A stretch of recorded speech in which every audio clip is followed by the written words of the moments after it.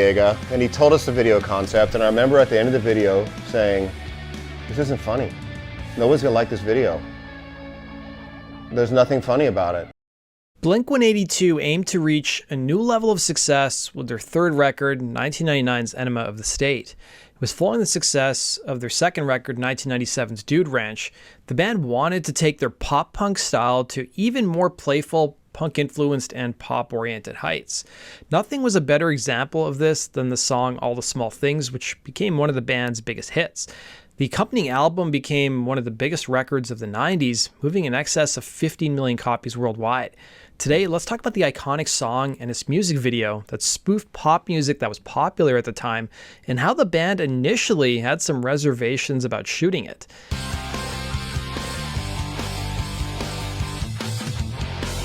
Before we get started, be sure to hit the bell notification icon and put all notifications on. I hear from a lot of my subscribers that they don't even get notifications when I post my videos. I would greatly appreciate if you guys did that. The 90s began with rock music serving as an outlet for pain and turmoil, a big departure from the late 80s, whose bands were singing about partying and having a good time. Groups like Nirvana, Pearl Jam, and Alice in Chains expressed their sorrow and frustration as part of the so-called grunge movement.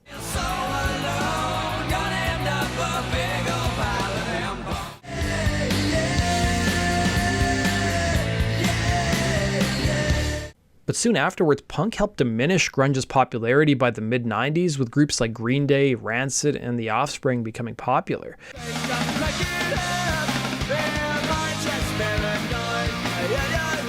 By the later part of the decade, a new generation of punk bands who didn't take themselves too seriously sang a different note. They were loud, fast, and to some obnoxious. But being a pop-punk band like Blink-182 also invited its fair share of detractors.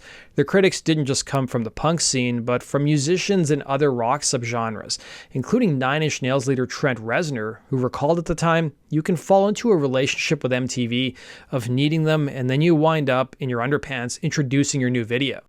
He referred to the band as, and I quote, "a bunch of silly boys in imitation of a comedy act." Bassist Mark Hoppus told Kerrang at the time, critics. He added, "The only people I care about getting respect from are the kids. Being thought of as a joke band is better than being thought of as an art band or a heavy band. I respect bands that use their music to present a message to better the world, but that's not our role. Our role is to get on stage and have fun." Blink's 1995 album Cheshire Cat saw the band develop a niche audience thanks to its rough around the edges charm.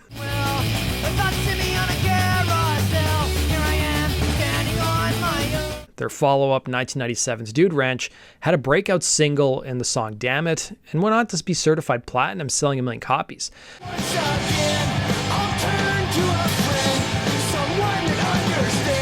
While they had a lot to celebrate, they also underwent some turmoil, including splitting with their original drummer Scott Raynor due to his substance abuse issues. Their split was later captured on the song Man Overboard.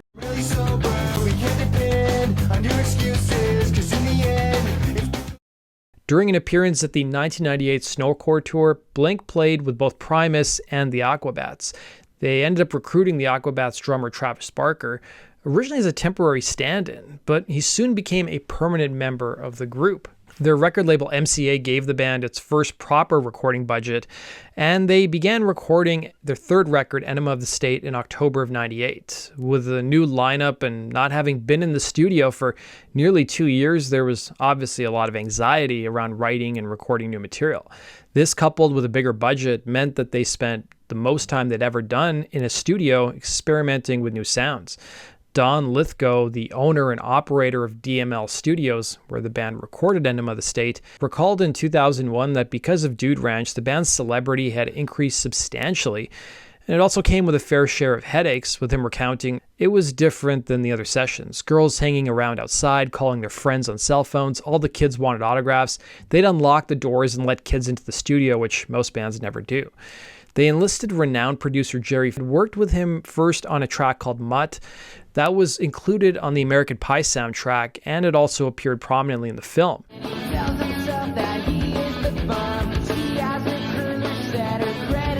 This session showed that the parties could work well together. The producer was pretty demanding on the members in the studio, and it was towards the end of recording Enema of the State, he suggested bringing in a keyboardist, Roger Joseph Manning Jr., to add keyboards on the songs What's My Age Again, Adam's Song, and All the Small Things.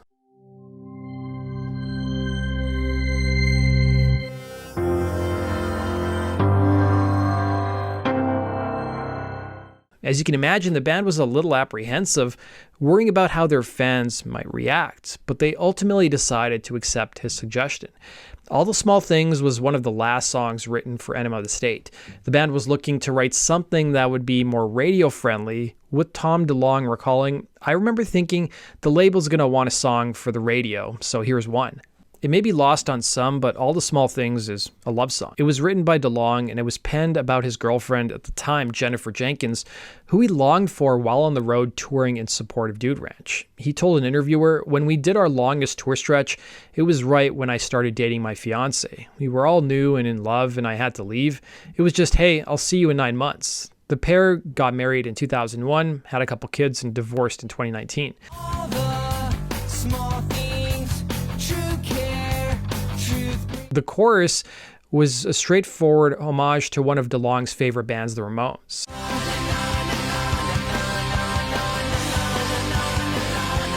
One of the songs that we really got our first record sales off of, like our big boom a few years ago was a song The millions that you made. Yeah, the the millions we sold, And what is a song called All the Small Things, it's a pretty little ballad about a girl, na-na, whatever, it's na-nas, And so like all what these... did you say? Na-na. I put na-nas in it because I couldn't think of any words, What does that mean? Well, it means a lot. It's really, I can't go into it right now.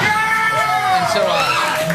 The song captures one of the nice gestures that Jenkins did for DeLonge, as described by this line. Left me roses by the stairs. Surprises let me know she can't. The frontman added to Kerrang! It was one of the last songs we recorded because it was so simple, it wasn't that much fun to play. But once we put it all together and played it as a band, we all looked at each other and said, this song's huge. Once we recorded it and heard it, it gave us the chills. We looked at each other and knew we had this little piece of magic. Years later, DeLonge remarked how he was critical of his vocal delivery on the song, adding, I love it. And everyone goes, we have a Blink song called All the Small Things. I'm like, I sound like I'm 4 years old. All the small things. I was like, and people still celebrate. I get like literally 4 times a month. There's a cover band somewhere playing that, and someone I know filmed it and sent it to me. And I go, really? Like, it's like Hanson, it's like these kids playing the little pop. It's funny. Like, we had a lot of really cool songs in Blink, and it's weird to me that's the one. Like Metallica has like Master of Puppets. We got that All Small Things. Just like What's My Age Again was issued as the first single, and it peaked at number 58 on the Hot 100 chart and number 2 on the alternative airplay chart.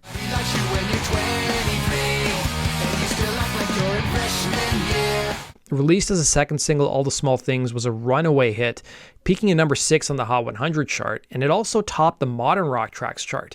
It stayed at the number 1 spot for 8 weeks and remained in the top 10 for 20 weeks.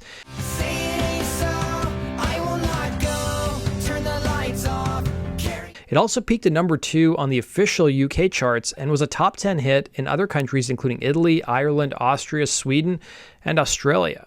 Now let's talk about the song's legendary music video. Directed by Marco Siega, who had previously worked on What's My Age Again, he had worked with some big bands during the 90s and early 2000s, including 311, System of a Down, and Eve 6. The video for All the Small Things won Blink the Best Group Video at the 2000 MTV Video Music Awards. It hilariously parodies several iconic late 90s artists and groups, including Backstreet Boys, 98 Degrees, Britney Spears, Christina Aguilera, and Sugar Ray.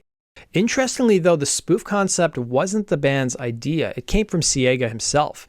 The band members, as you guys may be surprised to learn, were initially skeptical of the concept.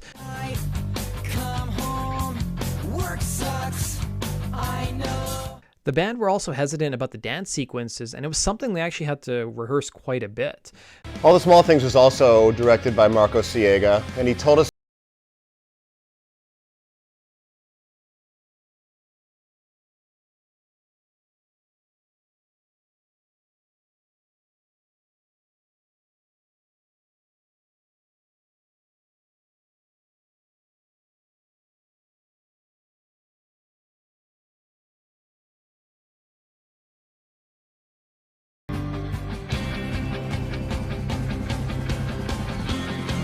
The video for All the Small Things was shot over the course of 2 days at Van Nuys Airport and Santa Monica Beach.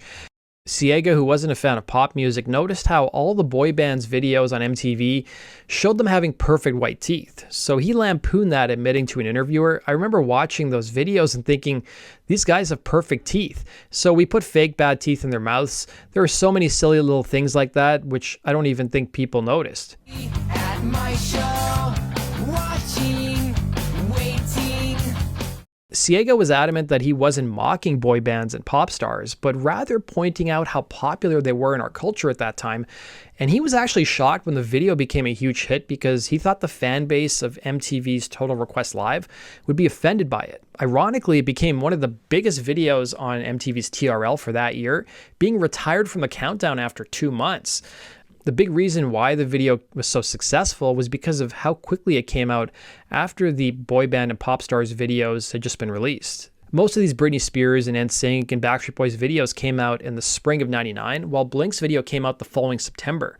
According to MTV News, Enema of the State had already sold 1 million copies by the time the band shot the video for All the Small Things. DeLong told the network at the time, "We want to do a video that's directly like a boy band video, because we figured we're just as hot and we look good wet and we dance and we can fit in tight clothes just like everyone else, you know." The video's production also played a pivotal role in Mark Hoppus's personal life. It was during the rehearsals he met his future wife, Sky Everly. Hoppus recalled, "Tom always used to embarrass me. Any girl he talked to, he'd say, 'Hey, you want to go on a date with Mark?' He asked Sky, my wife, who looked at me and said no. That's how it all started." Hoppus's wife was working at MTV at the time, and the couple wed almost a year after meeting. Jian Yang was responsible for dressing up the members in the video, and she had worked with big Hollywood stars like Keanu Reeves and George Clooney, and despite dressing up the members like boy bands, they did have some flickers of classic Blink, like DeLong wearing a checkered do-rag instead of the black hat that Backstreet Boy AJ McLean wore in the I Want It That Way video. She remarked, "They lived in cut-off Dickies, Vans, and Hurley, so to put on a long fancy coat and get into character was so fun for them. These guys got really into it." Released on September 20th, 1999, the song was an immediate hit on MTV's Total Request Live, and those who it mocked actually found it funny. 98 Degrees member Jeff Timmons recalled, "It's a flagship Total Request Live song, and TRL played a huge part in breaking 98 Degrees. To be mocked by Blink-182 added to making us official, and we thought the parody was hilarious. We loved when they mocked the tattoo." According to the members of Blink-182, the only musician who wasn't happy about being parodied was Christina Aguilera, and I can totally believe that. If imitation is the sincerest form of flattery, then being covered by those you once parodied is a whole new level of recognition. Both Joey Fatone of NSYNC and AJ McLean of Backstreet Boys have covered All the Small Things. I know you'll be at my show, watching. 98 Degrees, another boy band that Blink lampooned in the video, has also covered the song.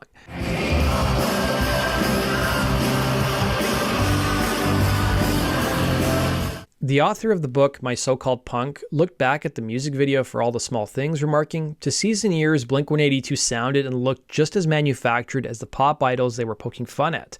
The New York Times echoed this similar thought, stating, "Fame doesn't discriminate based on origin, though soon the group was as famous as those it was parodying." Adding, "In the next few years, top-selling punk-inspired acts like Avril Lavigne and Good Charlotte helped turn Blink-182's parody into reality as punk rock became the new teen pop." Was a skater boy, she said, "See you later, boy. He wasn't good enough." Don't wanna be just like you. Oh, what I'm saying is, All the Small Things, since its release, has hit over 1 billion streams on Spotify. It's been used in over 50,000 TikTok videos, and it's also appeared in video games.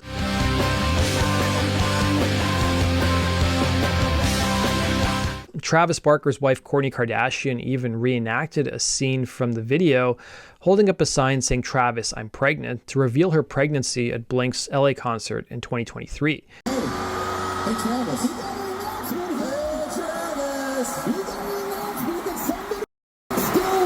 Hey Travis.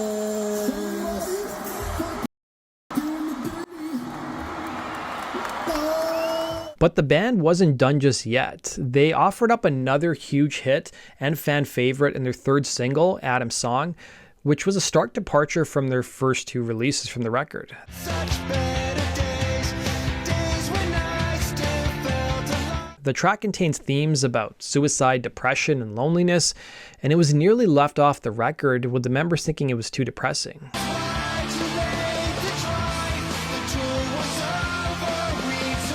It ended up peaking at number 2 on the Modern Rock Tracks chart. That does it for today's video, guys. Thanks for watching. We'll see you again in Rock and Roll True Stories. Take care.